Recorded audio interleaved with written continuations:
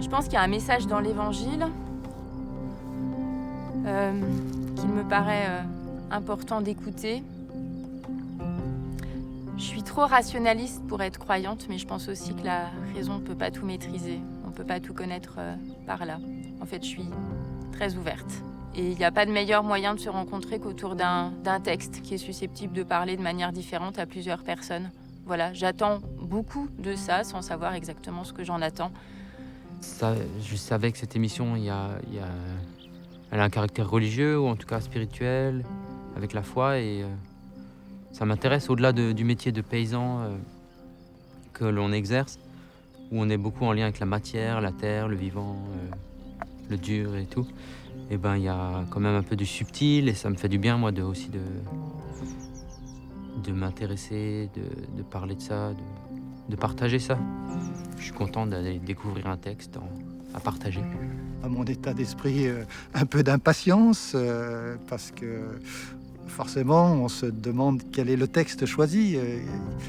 Et chaque texte a son importance. Il y a des textes avec lesquels on se sent plus à l'aise, d'autres moins.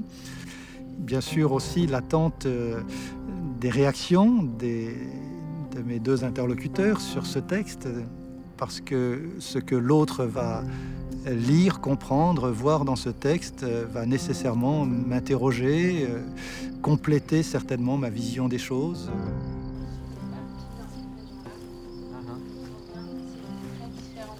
Au bord de la mer. Là, c'est la Méditerranée.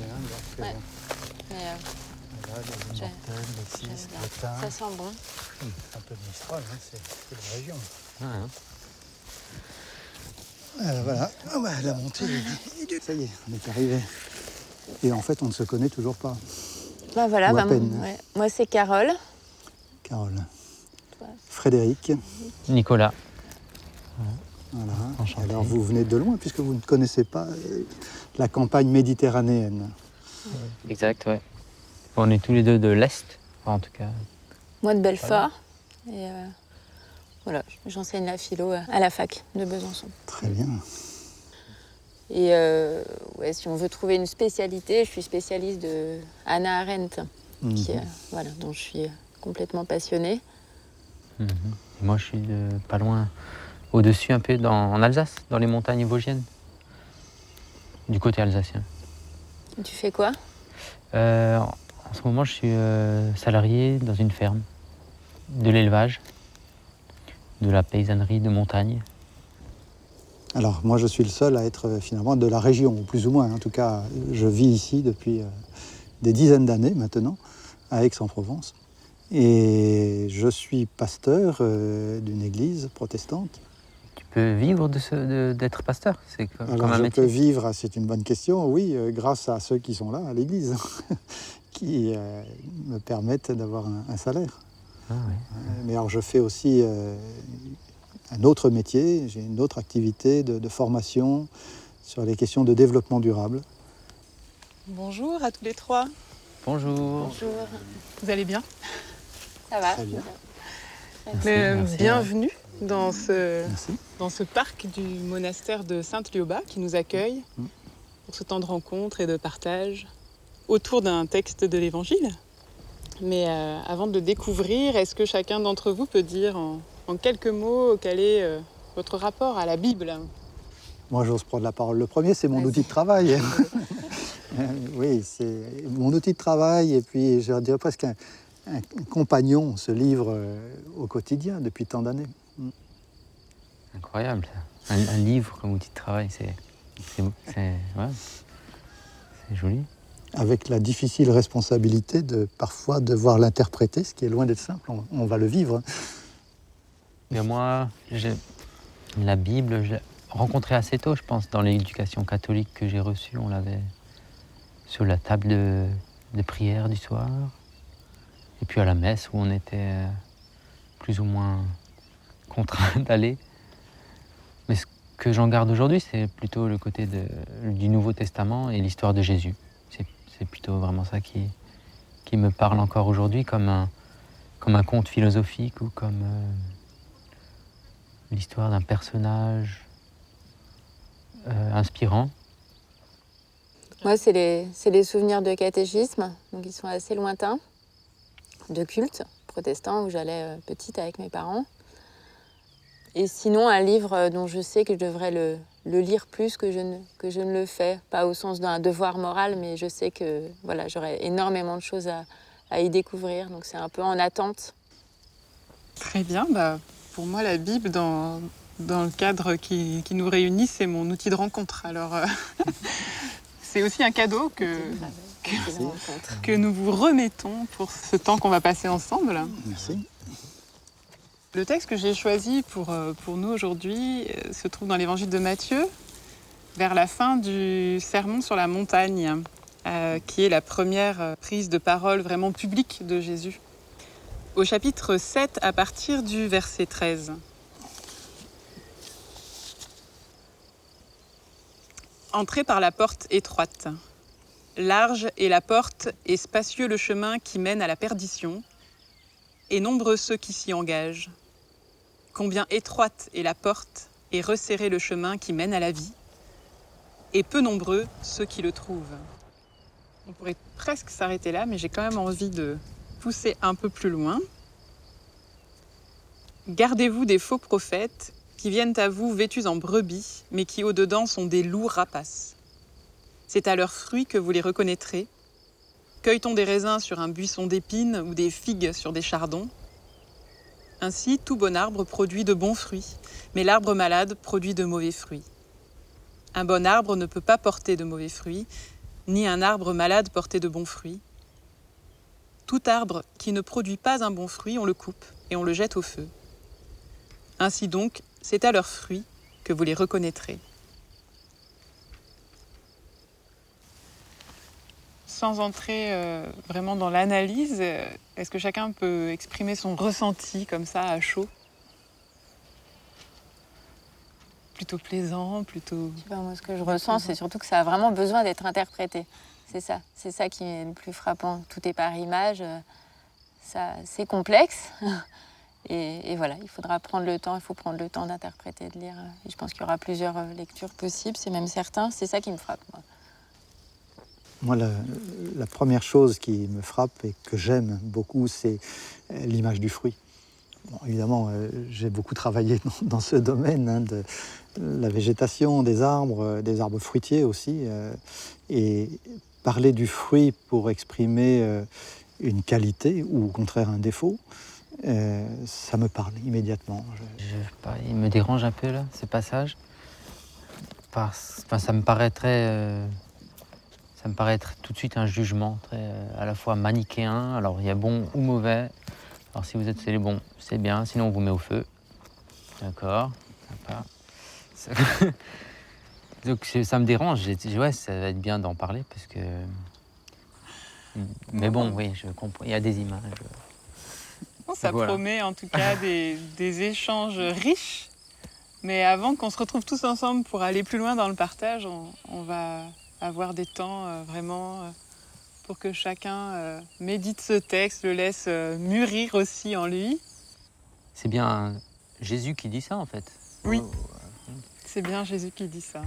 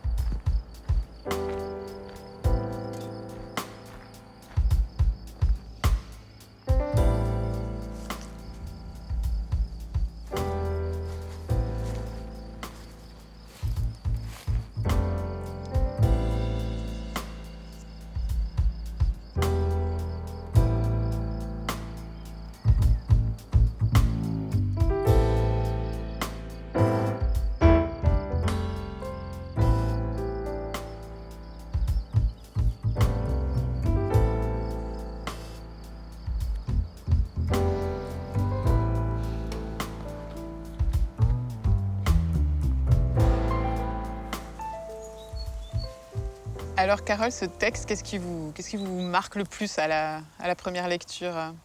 La question qui se pose, mais comment différencier le faux prophète du vrai prophète ? Et là, ce que je trouve assez génial, c'est que, on a une différence qui est assez nette quand on prend un peu le temps de lire.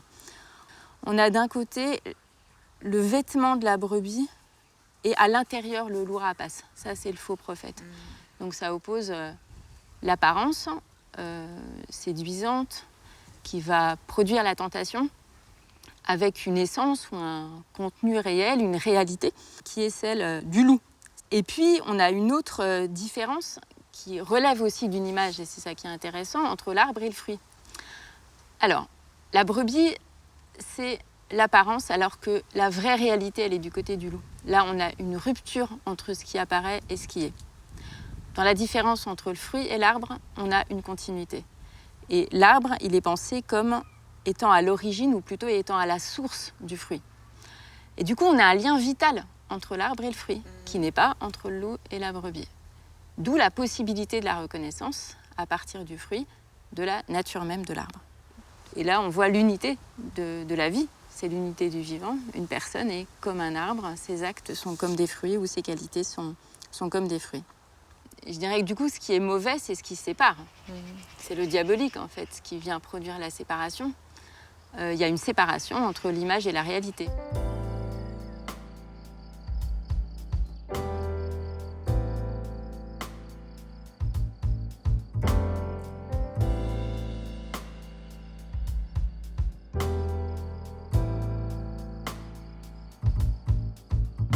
Alors Nicolas, ce texte au départ, il vous a un peu dérangé? Est-ce que... Je garde encore ce sentiment d'agacement un peu Oui. par rapport à ce ton un peu péremptoire que prend Jésus, qui est surprenant. Enfin, je me fais une image de Jésus plus compréhensif et moins juge. On peut dire, d'accord, un arbre peut porter des mauvais fruits, mais alors faut-il vraiment le jeter au feu? C'est ça qui m'a dérangé. Ou alors peut-être que c'est son milieu qui est mauvais. Est-ce qu'on peut influencer son milieu, ou est-ce qu'on peut... Il y a peut-être des solutions pour l'accompagner, l'aider. Ça va m'intéresser de discuter avec les autres pour essayer de mieux comprendre, parce que seul, je n'arrive pas vraiment à comprendre. Sinon, si on peut parler du premier passage aussi. Étroite est la porte et resserré le chemin qui mène à la vie. Et c'est surtout le concept de la vie qui me parle là, parce qu'on se dirait on est en vie, on est vivant tous les jours. Mais là, il y a vraiment un concept qu'il y a un chemin qui mène à la vie. On ne dit pas la vraie vie, mais la vie. Et ouais, personnellement, dans mon histoire, moi, je pense qu'il y a des comportements qui mènent à la mort, ou qui nous perdent, ouais. Si on prend le terme perdition, ça me parle aussi. La mort au sens physique du terme ou... Non, plutôt la mort de ne pas exister. Exister, c'est sortir d'eux, je crois à l'étymologie d'exister. Et du coup, là, c'est ne pas sortir d'eux, mourir ou se perdre, c'est rester dans un comportement, un schéma, pas évoluer, et puis se scléroser un peu. Et là, ce chemin qui mène à la vie, difficile, subtil à saisir, ça me parle, et que ce soit une petite porte à essayer d'atteindre, essayer de passer à travers.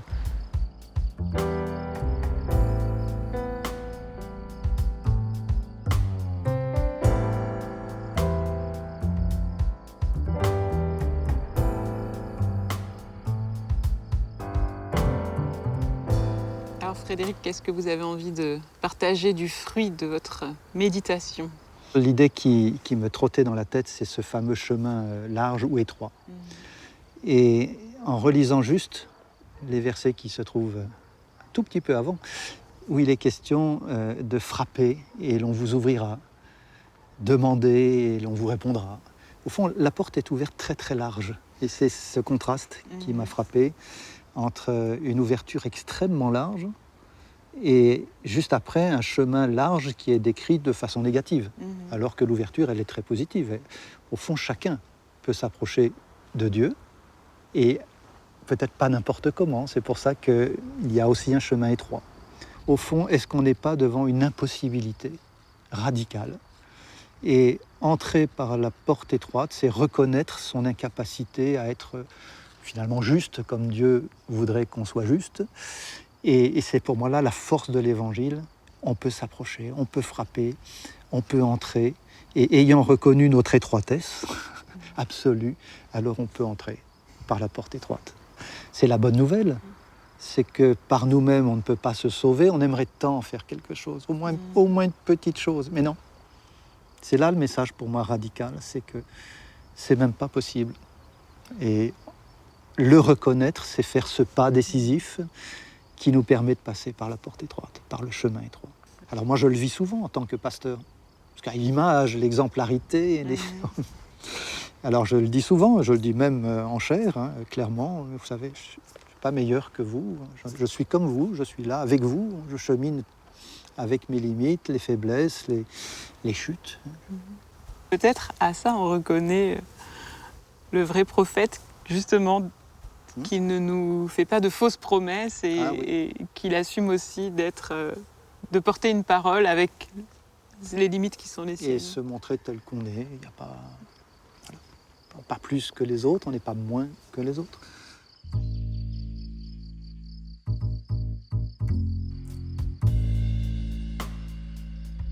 Entrez par la porte étroite. Large est la porte et spacieux le chemin qui mène à la perdition. Et nombreux ceux qui s'y engagent. Et nombreux ceux qui s'y engagent. Combien étroite est la porte et resserrée le chemin qui mène à la vie. Et peu nombreux ceux qui le trouvent. Gardez-vous des faux prophètes qui viennent à vous vêtus en brebis, mais qui au-dedans sont des loups rapaces. C'est à leurs fruits que vous les reconnaîtrez. Cueille-t-on des raisins sur un buisson d'épines ou des figues sur des chardons?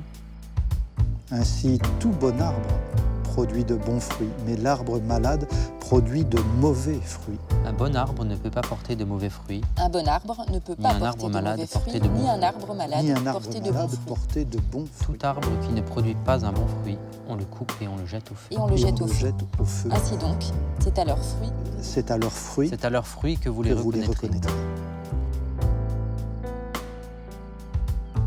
J'ai vu qu'il y a des figues. Là, j'ai surtout vu le sorbier. Voilà, le sorbier avec ses sorts. Qui sont encore pas les mêmes que celles que tu as. Chez nous, Là, ça non plus, moi, c'est pas un arbre que je connais.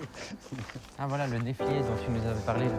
Ah voilà, le néflier, le néflier d'Afrique. Ben non, voilà. Ceux-là, ils sont déjà mûrs là. Ah, oui, c'est bon, là, ça doit être... voilà, parfait. Tout seul. Si ça se détache, pour ainsi dire, dans la main, c'est que c'est bien mûr. C'est tout bon. C'est pas que ma volonté, c'est aussi celle du fruit. De se donner. C'est un compromis entre le fruit et le cueilleur, c'est ça?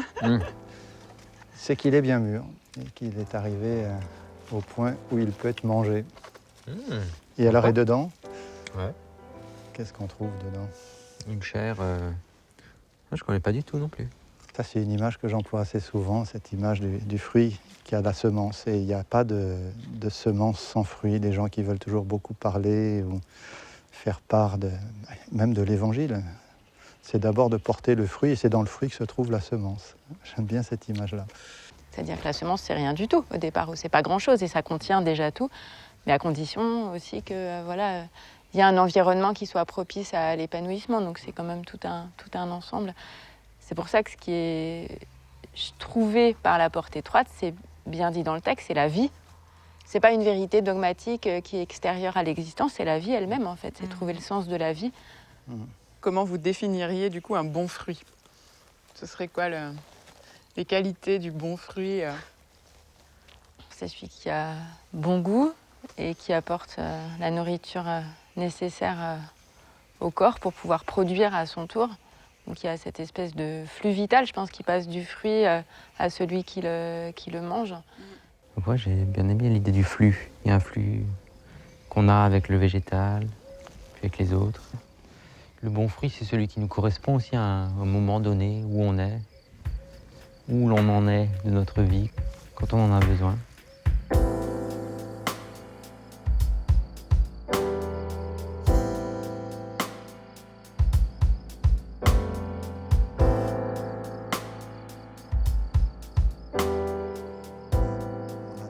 Méditerranéennes autour de nous, qui ne sont pas d'ailleurs exclusivement méditerranéennes. Il y a l'immortel, avec ce jaune éclatant, immortel. C'est un nom prometteur. L'immortalité, on en rêve.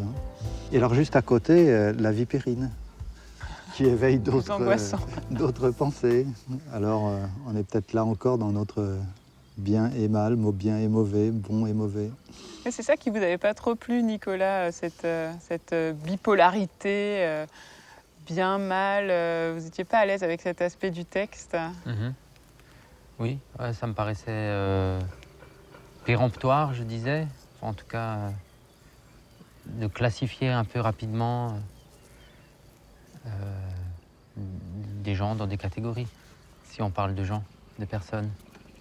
Moi, j'ai finalement j'ai compris que les fruits peuvent être les paroles ou des personnes ou les actes des personnes.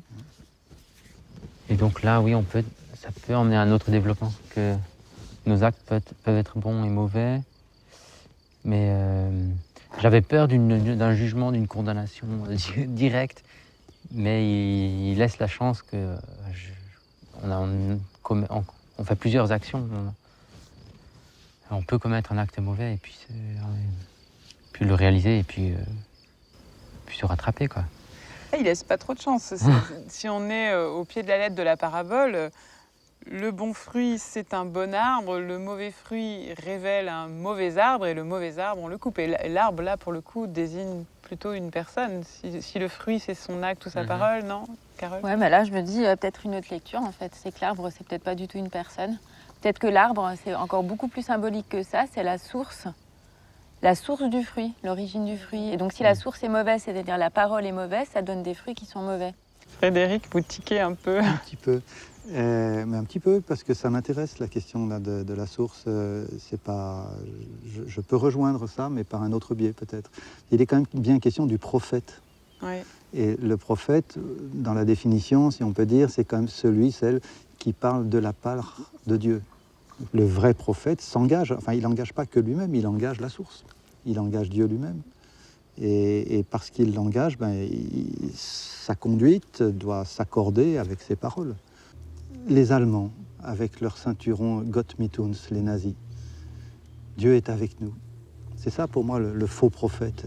Dieu est avec nous et on massacre des hommes, des femmes, totalement innocents et avant eux, beaucoup d'autres, y compris dans les rangs chrétiens ou pseudo-chrétiens.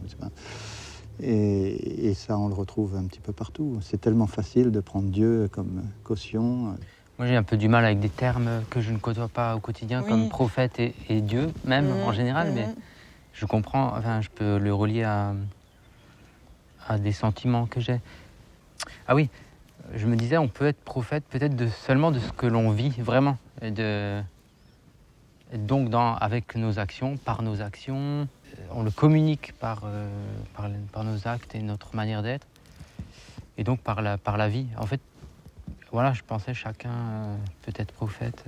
Et du coup, pour vous, Frédéric, c'est une cohérence avec l'amont, la source, et vous parlez d'une cohérence avec l'aval, les actes. C'est intéressant, cette continuité. Les deux vont ensemble. Je sais pas, moi j'aurais tendance à dire le critère de différenciation entre le bon et le mauvais prophète. Et c'est la différence entre l'union et la désunion. C'est-à-dire tout ce qui, et ça demande du temps de le repérer, tout ce qui à terme produit l'union, ça va être du côté plutôt du bon prophète. Et le côté des mauvais prophètes, c'est le côté de la désunion, ce qui produit de la désunion.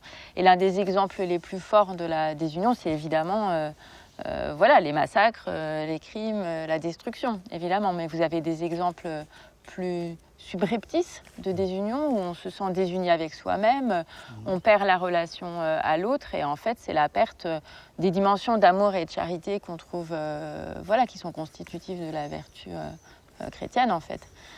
Et cette désunion, on en trouve une manifestation ou une incarnation dans la métaphore du loup et de la brebis. C'est-à-dire celui qui a l'apparence de la brebis et qui au fond est un loup rapace, il est déjà séparé. Il est diabolique au sens où il est séparé. Il y a la séparation entre son apparence et son être. Et donc ça veut dire aussi qu'il n'y a pas de flux. C'est-à-dire que l'union dont je parle, qui s'oppose à la désunion, c'est la présence du flux. La présence du flux de cette source, de la relation entre l'arbre et le fruit, entre le fruit et la semence, entre la semence et l'arbre, etc. Donc une dimension aussi d'infinitude ou d'immortalité. Je te rejoins au moins en partie sur un certain nombre de choses, à la condition, enfin pour moi, d'appeler justement la source, la parole, par excellence, Dieu lui-même. Et effectivement, il faut rester cohérent avec cette parole et vivre de cette parole et l'exprimer au sens, y compris très pratique du terme. Alors, je pense que je fais partie d'une génération où le terme Dieu, il ne me correspond pas. Moi, il me correspond. À la fois parce que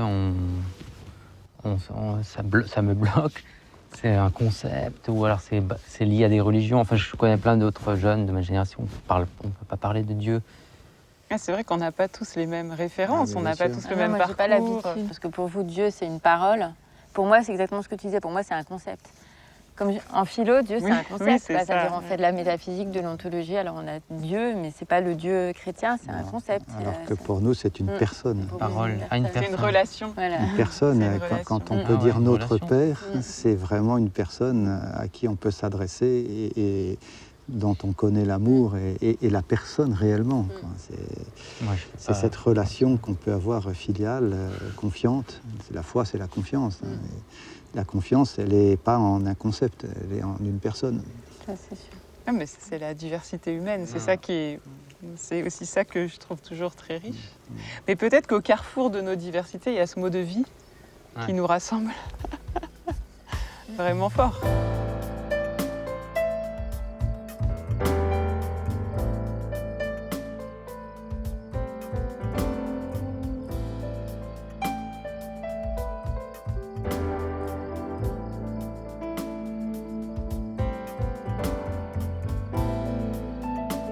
On a eu du beau temps pendant ces 2 jours, c'était bien. Ah, on a eu de la Profité. chance. Jusqu'à l'heure, on a eu de la chance. c'est vrai. C'était parfait, voilà. Mais voilà, alors c'est le moment où nos chemins vont se séparer. Alors peut-être que c'est un peu tôt pour vraiment savoir quels vont être les fruits de ces 2 jours, mais si vous en avez déjà une petite idée, si vous pouvez en dire un mot. Oui, un très bon moment en tout cas, autour de cette parole qu'on dit parole de Dieu, mais qui est aussi parole pour les hommes que nous sommes, les uns et les autres. Et puis on termine sur un chemin étroit, alors peut-être que c'est l'image qui restera, hein, le bon chemin. Peut-être que c'est le bon. Oui, c'est difficile. En tout cas, j'ai adoré les 2 jours. Voilà, c'était des belles journées, le lieu, les rencontres, les échanges. Et concernant le texte, je garderai vraiment en mémoire l'idée du faux prophète comme une figure, la figure de tout ce qui est susceptible de nous détourner de la liberté. Voilà comment je le garde en fait. Et... Merci.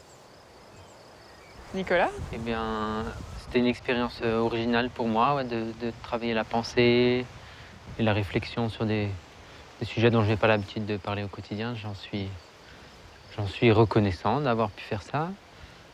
Et voilà, c'était un exercice courageux aussi. On a pris la petite porte pour aller vers la rencontre. Ben, merci beaucoup à vous d'avoir osé cette aventure et pour votre courage alors. À vous aussi. Voilà. Non, c'est vrai, c'était un bon moment. 2 belles journées. Une parenthèse un peu dans notre quotidien.